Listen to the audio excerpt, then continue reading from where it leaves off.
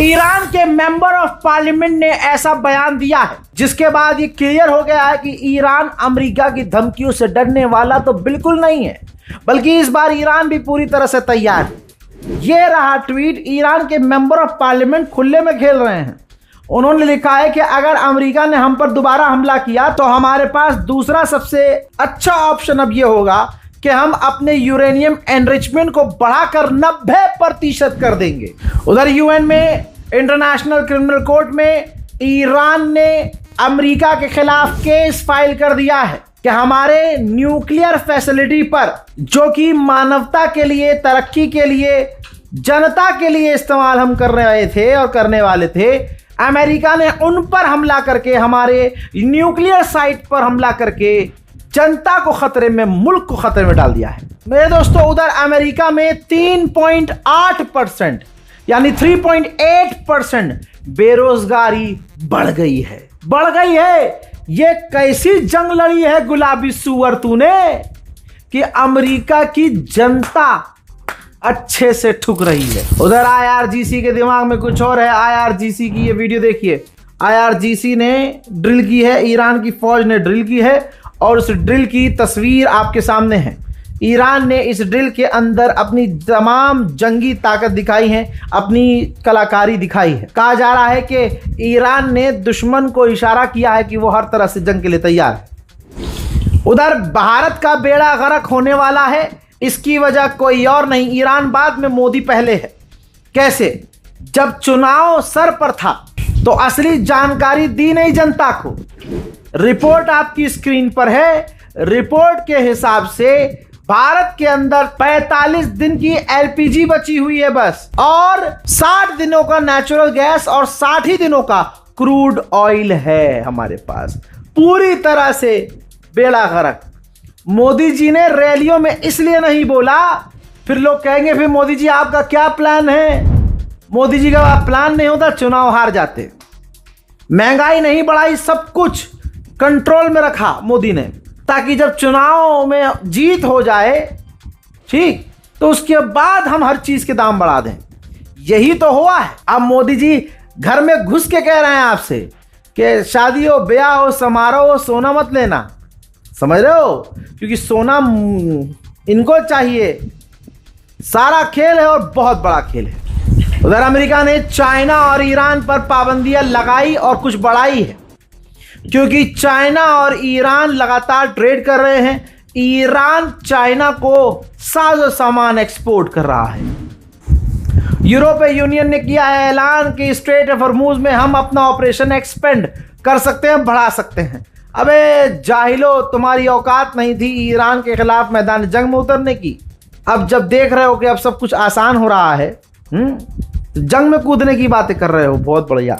उधर चाइना ने पाकिस्तान से कहा है कि मीडिएशन करवाने के लिए थोड़ा और मेहनत कर लो, थोड़ा और फोकस करो और थोड़ी और सावधानी बरतो और जल्दी से डील करवाओ। उधर ईरान में खतरनाक भूकंप, बैक टू बैक 2 भूकंप आए थे, लेकिन ईरान की गवर्नमेंट ने कहा है कि इन भूकंप से कोई माली और जानी नुकसान नहीं हुआ है। ईरान के खिलाफ यूएन में जो बिल आने वाला है, पहले से ही 112 देश सपोर्ट कर रहे हैं। ज्यादातर तमाम के तमाम देश सपोर्ट कर रहे हैं ईरान के खिलाफ उस बिल को, जिसमें कहा गया है कि ईरान कंट्रोल छोड़ दे और स्ट्रेट हॉर्मुज आजाद कर दे, जैसे था पहले वैसा इसे कर दे। तो तमाम 112 देश ईरान के खिलाफ, 112 देश वोट डालने को राजी हैं, और अगर ये बिल पास हो जाता है तो बात ईरान को माननी पड़ेगी। इजराइल के ऑफिशियल साफ साफ कह रहे हैं कि अगर कोई डील नहीं होती है ईरान और अमेरिका के बीच तो हमें काफी खुशी होगी। जाहिर सी बात है, खुशी होगी, क्योंकि इनका ख्वाब है कि ईरान को भी गाजा बनाएंगे। उधर मेरे दोस्तों, ईरानी हैकर्स इजराइल के तमाम लोगों के फोन पर मैसेज भेज रहे हैं। इस तरह से देखिए, स्क्रीनशॉट देख लीजिए, फोटो देखिए ध्यान से। हाँ, इस तरह से तमाम यहूदियों को मैसेज भेजा जा रहा है और कहा जा रहा है कि आईआरजीसी के लिए जासूसी करो और हमारे साथ मिलकर काम करो। इजराइल ने चीन पर इल्जाम लगाया था कि चाइना ईरान को हथियार, मिसाइल और कुछ और खतरनाक विस्फोटक चीजें दे रहा है, जिस पर चाइना भड़क गया और चाइना ने कहा कि इजराइल सरासर झूठ बोल रहा है, ऐसा कुछ नहीं है। ईरान को अंदर से तोड़ने की कोशिश की जा रही है, इसका सबूत ये वीडियो है। ईरान ने कई 100 लोगों को गिरफ्तार किया है और हाल फिलहाल में कई लोग गिरफ्तार हुए हैं, जिसमें बताया गया है कि ये ईरान के लोग ईरान के अंदर रहकर इजराइल और अमेरिका के लिए उनकी गुलामी कर रहे थे, जासूसी ईरान की कर रहे थे और जानकारी लीक कर रहे थे। ईरान ने साफ कहा है कि हम इलाके पर नजर बना के रखे हुए हैं और हर मूवमेंट पर हमारी नजर है, कोई गलती की जाएगी तो सजा उसकी दी जाएगी। आगे उन्होंने ये भी कहा कि अगर अमेरिका ने कोई हरकतबाजी की तो इस बार युद्ध में और तगड़ा जवाब दिया जाएगा। उधर अमेरिका अपने रिजर्व ऑयल में से 53 मिलियन बैरल तेल 53 मिलियन तेल अपने रिजर्व स्टोरेज से रिलीज करने वाला है, क्योंकि अमेरिका के अंदर पेट्रोल डीजल के दाम आसमान पे पहुंच रहे हैं। ईरान के पार्लियामेंट स्पीकर ने लिखा है कि अमेरिका जल्द से जल्द हमारी 14 शर्तें मान ले। अगर हमारी शर्त नहीं मानता अमेरिका तो अमेरिका के अंदर जो महंगाई तेजी से बढ़ रही है, अब ये महंगाई और तेज बढ़ेगी। उधर डोनाल्ड ट्रंप ने यूएई के राष्ट्रपति से फोन पर बात की है। पूरी दुनिया का सबसे बड़ा जो चर्च है ईसाइयों का, वो वेटिकन सिटी में है और वेटिकन सिटी दी गई है कि यहां पर जो है ईसाई समुदाय रहेगा, ईसाइयों का ये देश कहलाएगा। पॉप लियो ने किस तरह से डोनाल्ड ट्रंप को एक्सपोज किया, जिसकी वजह से डोनाल्ड ट्रंप और पॉप के बीच तनाव था और अभी भी है। ऐसे में वहां यानी जो वेटिकन सिटी है, वहां ईरान की जो एम्बेसी है, वहां के उस एम्बेसडर को बुलाकर, जी हां बुलाकर उन्हें हाईएस्ट डिप्लोमेटिक ऑनर का अवार्ड इनाम दिया गया है। ठीक है, यानी पॉप लियो ने बता दिया कि हमारा लेवल किससे मिल रहा है और हमारी सोच किससे मिल रही है और हम किसके साथ हैं। मेरे दोस्तों, नॉर्वे के मिनिस्टर ईरान पहुंचे हैं। जी हां, नॉर्वे के डिप्टी फॉरेन मिनिस्टर ईरान पहुंचे हैं और तमाम सीनियर लीडरों से उन्होंने मुलाकात की है। कई सारे ऐसे देश हैं दोस्तों, अगर आप देखेंगे ईरान से दूरी बनाकर रखते थे, लेकिन अब ईरान से रिश्ते ठीक करने के लिए नजर आ रहे हैं। अमेरिका के डिफेंस मिनिस्टर ने कहा है कि हमारे पास स्ट्रेटेजी मौजूद है, अगर डील नहीं होती है, कोई बातचीत नहीं बनती है, तो हम बड़ा हमला करने के लिए तैयार हैं। इजराइल के अंदर जो अमेरिका का एम्बेसडर है, उसने खुद कंफर्म कर दिया है खुद कि जंग के दौरान इजराइल ने अपने आयरन डोम यूएई भेजे थे और उनको चलाने के लिए अपने फौजी भी भेजे थे।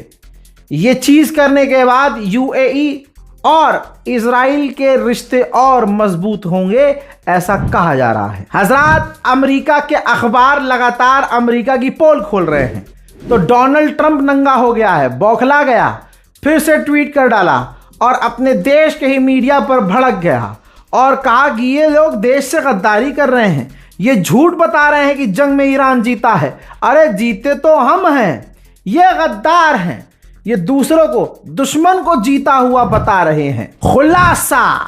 खुलासा बहुत बड़ा खुलासा यह हुआ है कि पाकिस्तान ने ईरान को चुपके से अपना एयरपोर्ट एरिया दिया हुआ है। एक ऐसी जगह दी हुई है जहां ईरान ने अपने मुल्क से अपने जहाज एयरक्राफ्ट निकालकर पाकिस्तान में तैनात किए हुए, छुपाए हुए हैं अमेरिका और इजराइल से।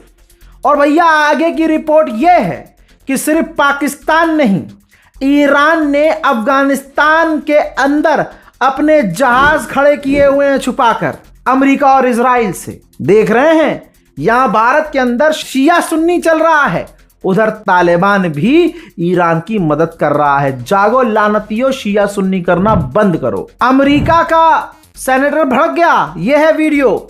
भाई साहब बुरी तरह से भड़क गया, कहता है पाकिस्तान ने ईरान को पार्किंग दी हुई है अपने जहाजों के लिए। क्यों दी हुई है? यह मीडिएटर कैसे हो सकता है? हमें तो मीडिएटर अब कोई और चाहिए।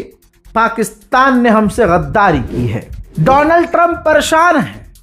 खबर यह है कि व्हाइट हाउस के अंदर की जानकारियां लीक हुई हैं ईरान को लेकर। तो भाई साहब इन्वेस्टिगेशन लॉन्च हो चुकी है, जिसमें यह पता लगाया जा रहा है कि व्हाइट हाउस के अंदर रहकर जासूसी कौन कर रहा है, ईरान को खबरें कौन दे रहा है, गिरफ्तार किया जाए और उसे सजा दी जाए।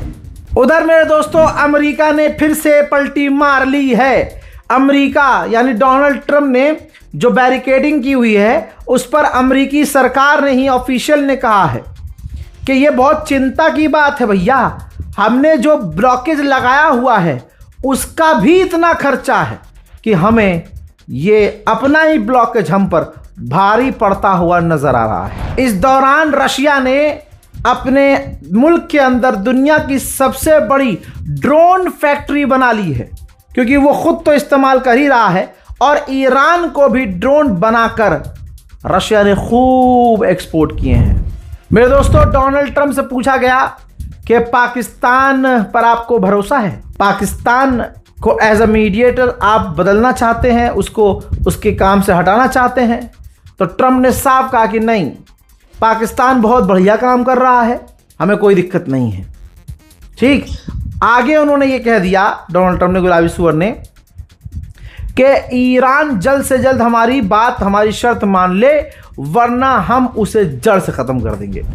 अमेरिका में बवाल होने वाला है, क्योंकि ट्रंप ने बयान ये दे दिया कि मुझे फर्क नहीं पड़ता कि अमेरिका के अंदर हो क्या रहा है, महंगाई कहां गई और क्या हो रहा है, बस मेरा फोकस यह है कि ईरान परमाणु हासिल ना कर सके। हजरात, उधर कतर के अमीर ने कहा है कि ईरान स्ट्रेट ऑफ हॉर्मुज को आज़ाद करे और स्ट्रेट ऑफ हॉर्मुज के नाम पर दुनिया को धमकाए नहीं, और किसी भी हालत में ईरान और ये जो मिडिल ईस्ट और अमेरिका का जो टकराव हुआ, जंग हुई, भविष्य में नहीं होनी चाहिए, इसका खास ख्याल रखना होगा। तुर्की के विदेश मंत्री ने कहा है कि इजराइल पूरी दुनिया के लिए एक प्रॉब्लम बन चुका है, पूरी दुनिया के लिए एक मुसीबत बन चुका है। उधर इजराइल के हमले लेबनान पर आज भी जारी है, लगातार हमले देखिए।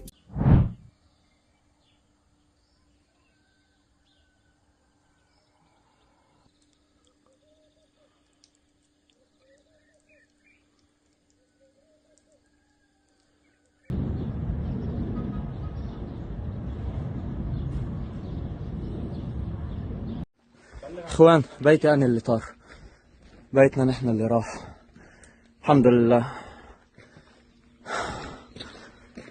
يا الله.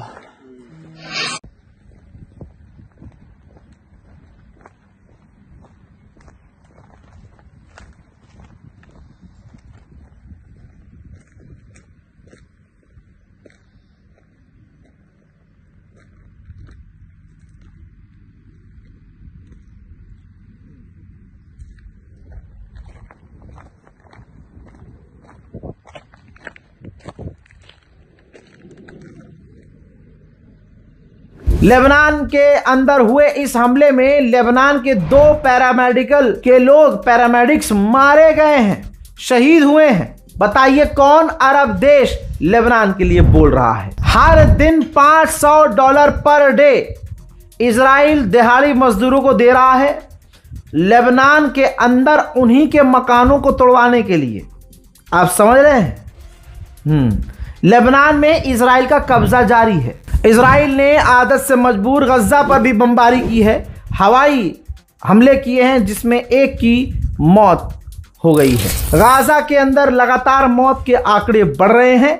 मिडिल ईस्ट में अमेरिका और इजराइल शांति के दुश्मन हैं। इस पूरी रिपोर्ट पर अपनी राय कमेंट में जरूर लिखिएगा, दुआओं में याद रखिएगा, चैनल को सब्सक्राइब जरूर कीजिएगा। जय हिंद।